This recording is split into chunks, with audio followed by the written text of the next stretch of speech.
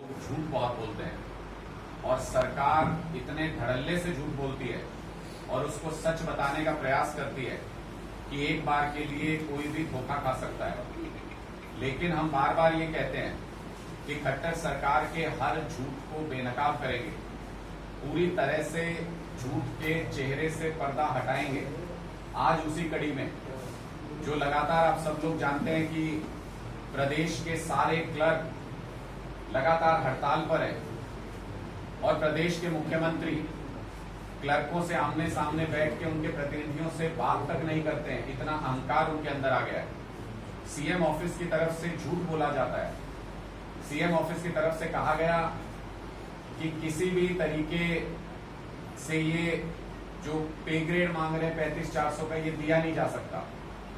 उसके लिए कहा गया कि सबसे ज्यादा सैलरी हम ही दे रहे हैं आसपास के स्टेट से। फिर कहा गया कि इनकी एजुकेशन क्वालिफिकेशन नहीं है कि इनको ये पे ग्रेड दिया जा सके।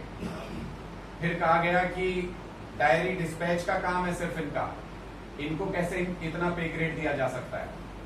आज इन सारे के सारे झूठ को हम बेनकाब करने जा रहे हैं, विद प्रूफ करने जा रहे हैं, विद डॉक्यूमेंट्स करने जा रहे हैं, सरकार के कागजों के आधार पे करने जा रहे हैं।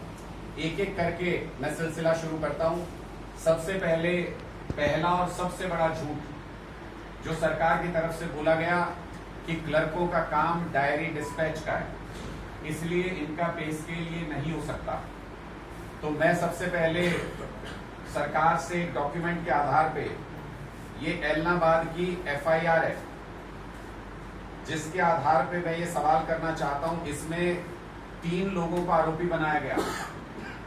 श्री जितेंद्र लिपिक चालक लाइसेंस, श्री कुलदीप मोटसरा लिपिक वाहन पंजीकरण, श्री विक्रमदीप लिपिक चालक लाइसेंस। ये सारे उसी लिपिक वर्ग से आते हैं या उसी स्टाफ से आते हैं, लिपिक स्टाफ से, जिनको ये कहा जा रहा है कि इनका डायरी और डिस्पैच का काम है। मैं इस एफआईआर को पढ़ रहा था और ये समझने की कोशिश कर रहा था कि इसमें इनके ऊपर आरोप दरअसल क्या है। इनके ऊपर आरोप है, जितेंद्र जो लिपिक है उनके ऊपर आरोप है कि 1,21,00,000 रुपए का इन्होंने गड़बड़ की है सरकारी खजाने में। और कुलदीप सिंह मोटसरा पर आरोप है कि 1,07,00,000 रुपए की उन्होंने गड़बड़ की है। और विक्रमदीप लिपिक पर आरोप है कि 3,50,000 रुपए की उन्होंने गड़बड़ की है। टोटल मिलाकर 2,32,21,889 रुपए के गबन का आरोप है। ये तो डायरी डिस्पैच का काम करते थे, तो ये 2 करोड़ रुपए से ज्यादा पैसा इनके पास कहां से आया? सरकारी पैसा इनके हाथ में कैसे था जिसका इनके ऊपर गबन का आरोप लगाया जा रहा है? उसके बाद जब मैंने इसकी डिटेल पढ़ी, एफआईआर में लिखा जाता है कि अपराध कैसे हुआ, क्या हुआ, तो मैं स्तब्ध रह गया ये पढ़ करके। आपको भी सुनना चाहिए। इसमें लिखा है कि इस कार्यालय में वाहन पंजीकरण एवं चालक लाइसेंस आदि से प्राप्त राशि को संबंधित सीट पर कार्यरत कर्मचारियों द्वारा संबंधित हेड में जमा व ट्रेजरी से वेरीफाई नहीं करवाया जा रहा है। आगे लिखते हैं, जबकि इससे संबंधित सेवाओं को प्रदान करने व उनसे प्राप्त आय को संबंधित सरकारी हेड में प्रतिदिन जमा करवाने की इनकी ड्यूटी थी।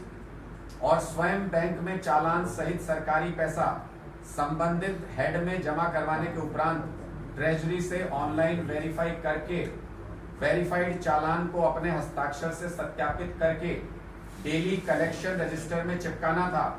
वह अपने रजिस्टर रिकॉर्ड कैशबुक को भी ट्रेजरी से रिकंसाइल करवाना था। ये सारे काम अगर ये कर रहे थे, इसमें अकाउंटेंट का काम भी आ गया, इसमें कलेक्शन कर रहे हैं पैसे का, उसका काम भी आ गया, डायरी डिस्पैच तो है ही इनके सिर पे। सरकार को ये स्पष्ट करना चाहिए, या तो ये एफआईआर झूठी है या फिर सरकार, सीएमओ ऑफिस सरासर झूठ बोल रहा है।